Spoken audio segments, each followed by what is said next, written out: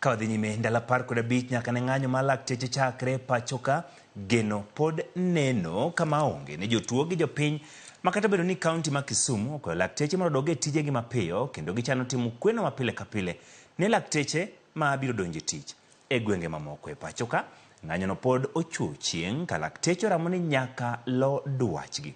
Jafwambo marwa Diana Olonde lerono mathoth. Kaunyono odiechieng' mar 15 nyaka ne lakteche chak ng'anyo, jochiw thieth go pod oramo ni dwachgi nyaka keti e tim.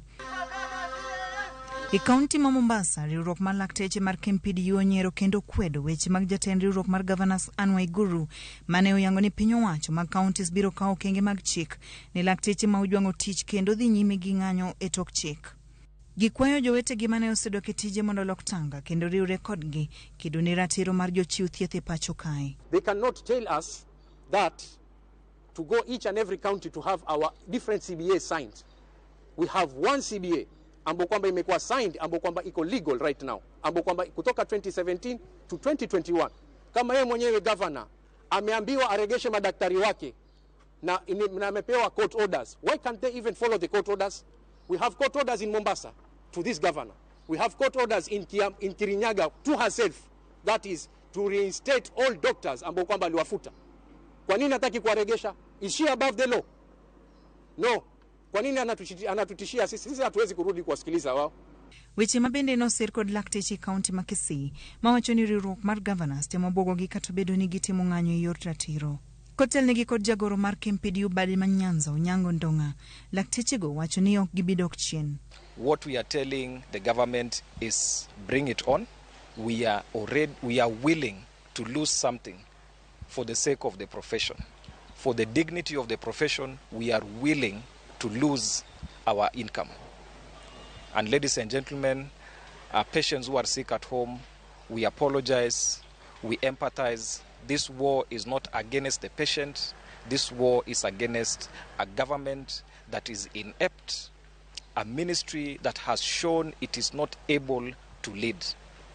The strike is going to be reignited on Tuesday. We are going to have mega demonstrations on Tuesday in Kisumu. E kaunti ma Kisumu, sirikal mar kaunti no nyose ndiko barua mar dwaro ni lakteche duto odoge tich kawuono ni, kendo ni ne idhi kwan lakteche mar yango mago madibed ni ok odonjo e tich. E oboke mar kaunti no manondik tarik 25 dwe mar adek mar higani, ten kaunti no lero ni doho no oseyango ni ng'anyono ne en ataro mar chik kendo dwaro mar lakteche go owinjo bed mar piny owacho mamalo ma ok mar kaunti. Tendo Osiptal ma Jaramogi Oginga Odinga Kisumu bende ne ogolo milome mar nyiso lakteche mondo odog e tich kaluwore gi chik ma osegol gi tend kaunti no. E barua manyocha ondiki gi jata tije mar osiptal no Profesa Richard Lesiyampe, lakteche go idwa ni odonje tich kochakore nyoro tarik 27. Riwruok mar jochiw thieth mar Clinical Officers bende oyango ni gibiro chako ng'anyo mar gi tich ariyo ma en tarik 2 dwe mar 4 mar higani, ka giwacho ni ok ginyal tiyo makare kaluwore gi ng'anyo mar lakteche madhi nyime. Tunaenda maandamano Kisumu, tukimaliza Kisumu tena tuleta Kisii. Hiyo ndio lugha serikali inaelewa, na tunaomba watu wetu kufutwa kazi sio shida.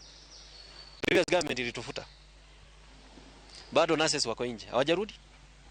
Si ati wameshindwa kuwarudisha. Ni ile tu wako adamant. Kwa sababu hawa ni watoto wa watu wanateseka. Imagine without pay for almost 3 good years. Geno kod kwayo mar jopiny eni mondo jogegi mani osiptende oyud resruok kata bedo ni winjruok pok obedo e kind lakteche kod migawo mar thieth. Diana Olonde, Ramogi TV.